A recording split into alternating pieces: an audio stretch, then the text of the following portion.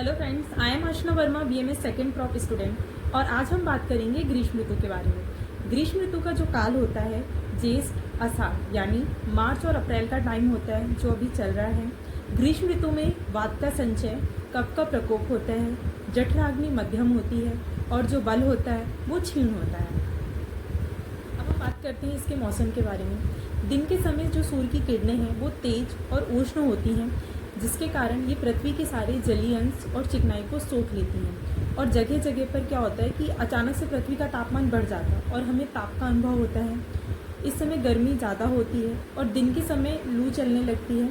इसका जो प्रभाव है वो प्राणियों पर, वनस्पति पर, जीव जंतुओं पर, पेड़ पौधों पर, यहाँ तक कि नदी और तालाब भी सूख जाते हैं। बात करते हैं ग्रीष्म ऋतु का शरीर पर प्रभाव। ग्रीष्म ऋतु में जठराग्नि मध्यम होती है, बल क्षीण होता है और जो शरीर होता है वो भी वनस्पतियों की तरह धीरे धीरे क्या होता है कि सूखने लगता है और रस, रक्त आदि सातों धातुएं क्षीण होने लगती हैं।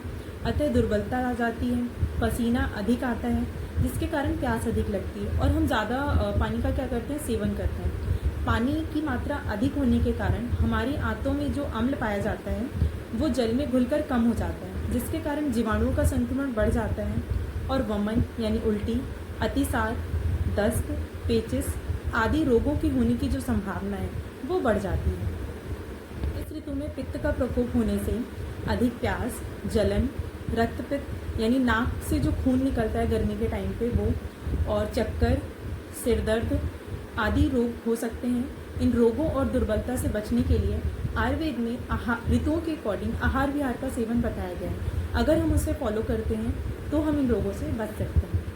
अब हम बात करते हैं आहार सेवन की। क्योंकि ग्रीष्म ऋतु में जठराग्नि क्या होती है, मध्यम होती है, तो हमें हल्के, चिकने, तरल और मधुर रसयुक्त और जो फूड क्या इजीली डाइजेस्ट हो जाते हैं, हल्के आहार, उनका सेवन करना चाहिए। इस ऋतु में हमें तले, मसालेदार और जो हैवी फूड्स होते हैं उनका सेवन नहीं करना चाहिए।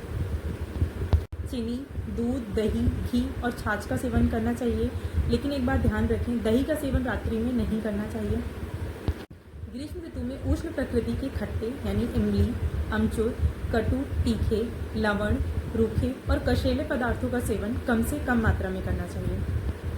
हमें बाहर की चीज़ें जो अधिक तेल मसाले से बनी होती है, तेज लाल मिर्च, खट्टा दही, उड़द की दाल, बर्फ, बैंगन आदि का सेवन बिल्कुल भी नहीं करना चाहिए। ग्रीष्म ऋतु में मदिरा का सेवन अल्प मात्रा में करना चाहिए अथवा नहीं करना चाहिए। अगर पीना भी है तो अधिक मात्रा में जल मिलाकर पीना चाहिए। अगर हैबिट्स की बात करें तो ग्रीष्म ऋतु में देर रात तक नहीं जागना चाहिए।